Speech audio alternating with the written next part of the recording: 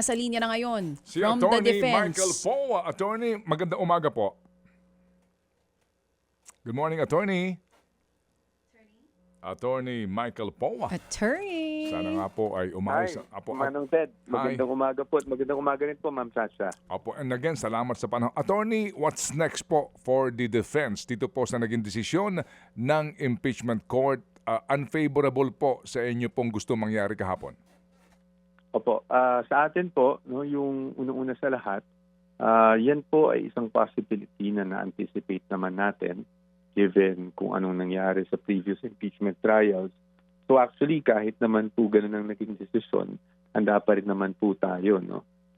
But of course, as nagsabi rin tayo kahapon na whether the defense is for us or against us, we will submit to the decision or the ruling of the presiding officer without prejudice doon sa mga legal remedies na pwede nating ma-avail.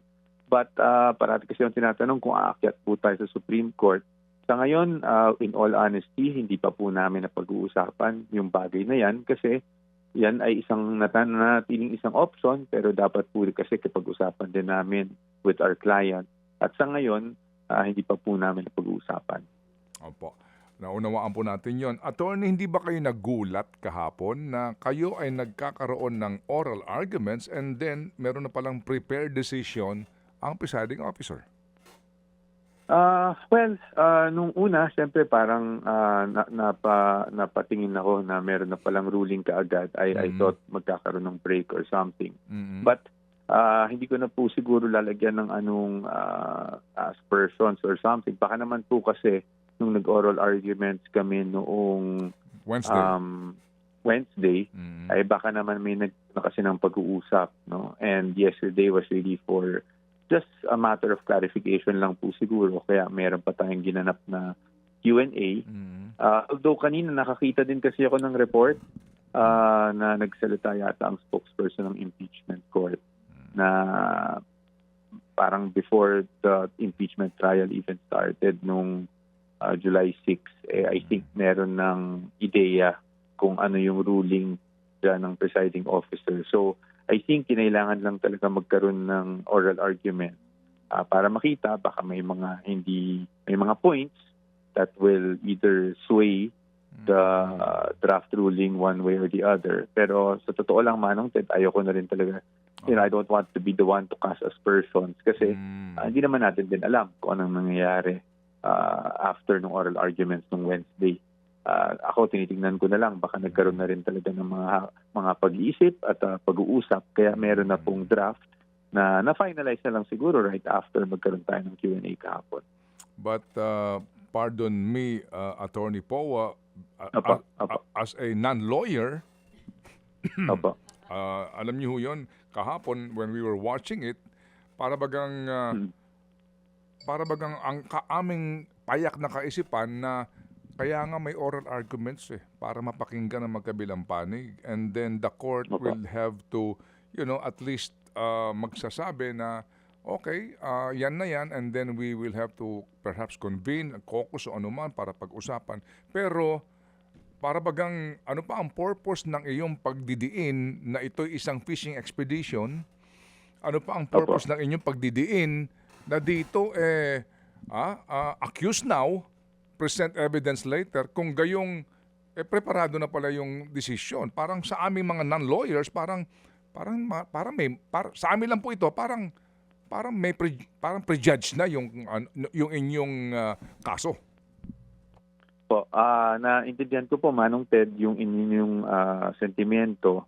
In fact, nakita ko rin naman online na maraming ganyang sentimento. But being one of the litigant parties dito sa impeachment court, I really don't think it's appropriate na ako pa yung mag-cast ng aspersions. But we appreciate those comments. No? But sa atin, nag-utos ng oral arguments, we complied.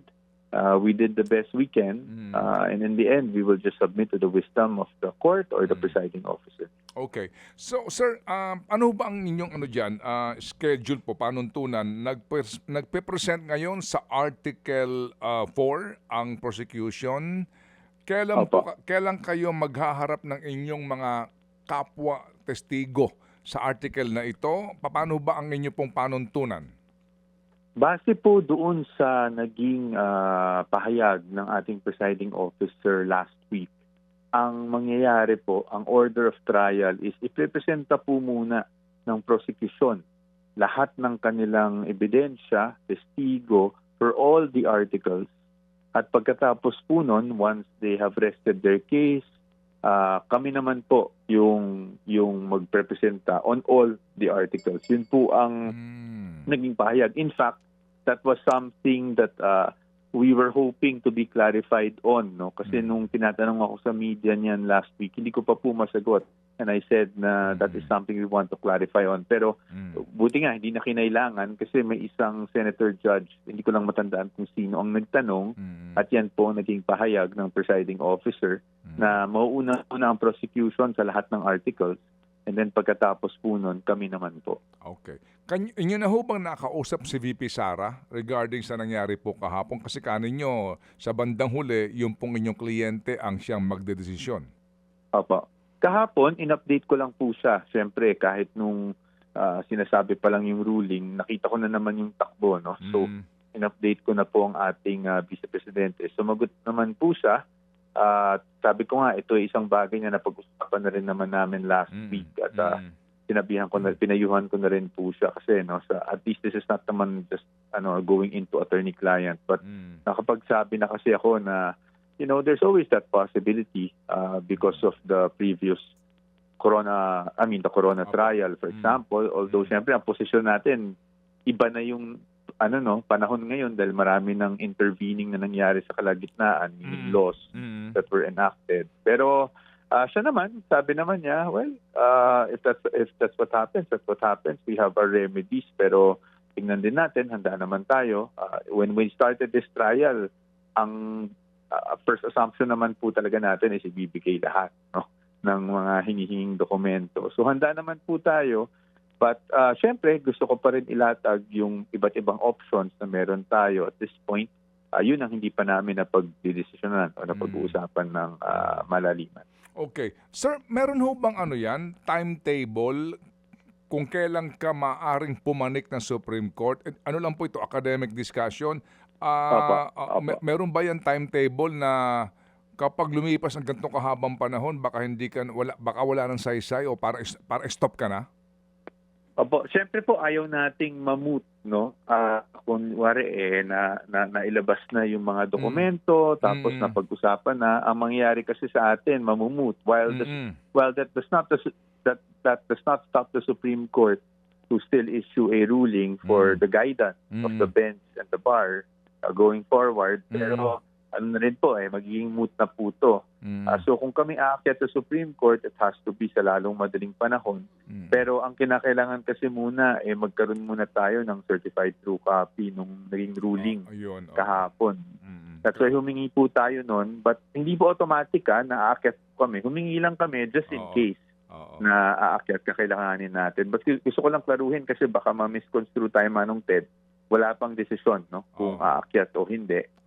But we have to cover all our bases. So humingi tayo ng certified true copy ng ruling. Kaya nga po yung inyo pong formal manifestation po kahapon, may mga nagsabi nga na mukhang papanik ito kasi humihingi ng certified true copy ng desisyon ng court kahapon. Opo. And that's a fair assessment kasi po yun important, kumbaga requirement po talaga yan bago tayo makaakyat. So at least kung talagang aakyat tayo, nandiyan na yan. Ready na tayo. Okay, sige po. So attorney, kami po ay lagi hong iistorbo sa inyo para po lagi ho namin nakukuha ang panig po ng Vice President at muli magkaroon ng ganito pong talakayan. Salamat, sir. Opo. Maraming salamat, Manong Ted. Maraming salamat sa inyong lahat at magandang umaga po. Thank you. Yun, si Attorney Michael Powa sa panig po ng Vice Presidente. Mga kapatid, patuloy po kayong tumutok sa 105.9 True FM para sa totoong balita, impormasyon, music and entertainment. Mag-subscribe sa aming YouTube channel at podcast at sundan nyo kami sa Facebook, Instagram, X at TikTok sa True Network PH. Bisitahin din po ang aming official website, truefm.ph. At panoorin din kami sa True TV Signal, Channel 19. Kami po ang 105.9 True FM, Laging true sa'yo, kapatid.